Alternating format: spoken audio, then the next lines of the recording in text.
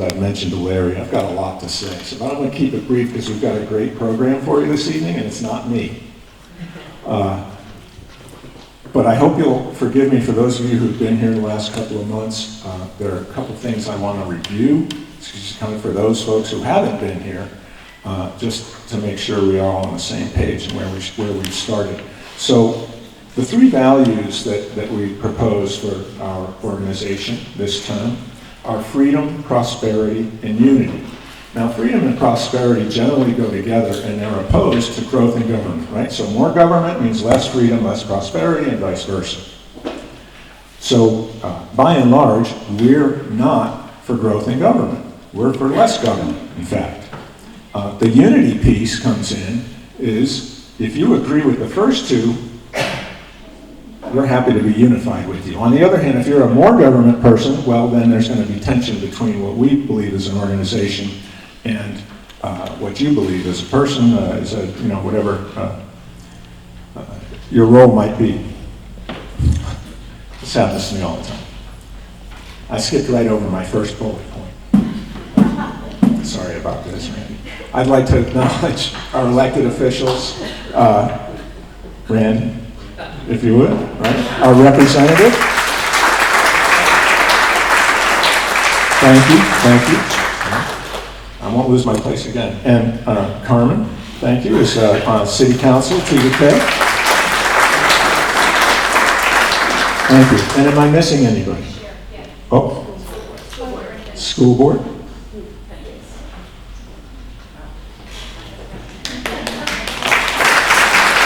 Thank you. Okay, I'm a rookie, an old rookie. So we've got the more government people, we've got the less government people. That's us. And the less government people, we just want to be left alone, right? I mean, we haven't, for a long time, we haven't gotten involved in politics. And then we had the smash and grab election of 2020, as I like to refer to it. And that got a lot of the grassroots excited and involved, and the way we got involved with our organization. We got involved at the precinct level, the county level, and the state level. Now, in this state, the GOP is run by a fellow that some of you might be familiar with. His name's Drew McKissick. And ever since 2020, every time we had reorg, 21, 23, 25, the grassroots people have run candidates to try to unseat him because he's more of an establishment kind of guy.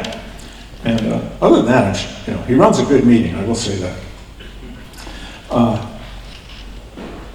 The powers that be behind him have gone to extraordinary lengths to hold on to that power, that chair in the state GOP. And I won't bore you with all the gory details, but they get ugly. They've gone to extraordinary, and some would say underhanded lengths to hold on to that power, and we have not succeeded. Lynn Wood tried in 21, Jeff Davis tried in 23, Lee Bright tried this year. He's still there, and he still has control of the executive committee.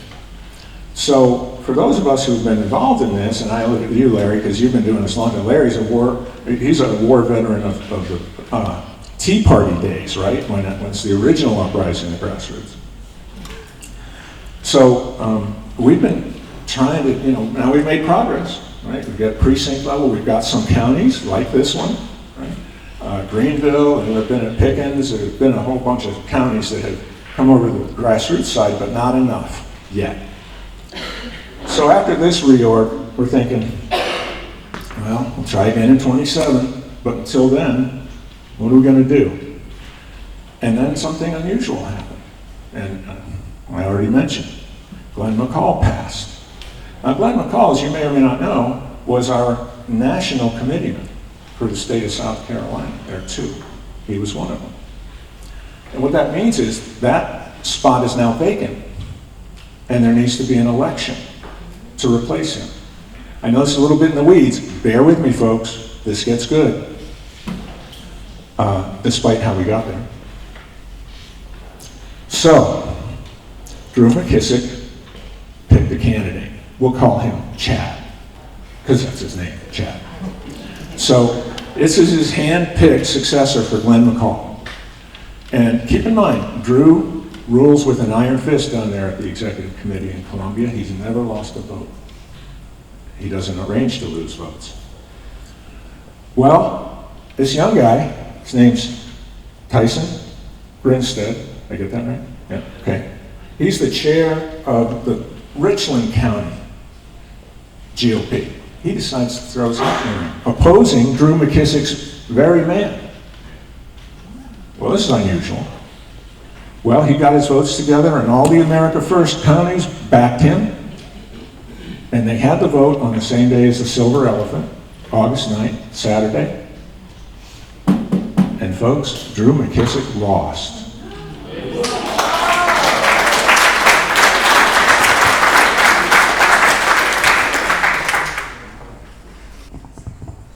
It's never happened. It's never happened. He lost, and so Tyson, the first thing that means is that Tyson, of course, is the new national committeeman. But it also throws into question, now it was a close vote, it's only a few votes different, but one of the questions is, if Tyson can hold this coalition that he's cobbled together,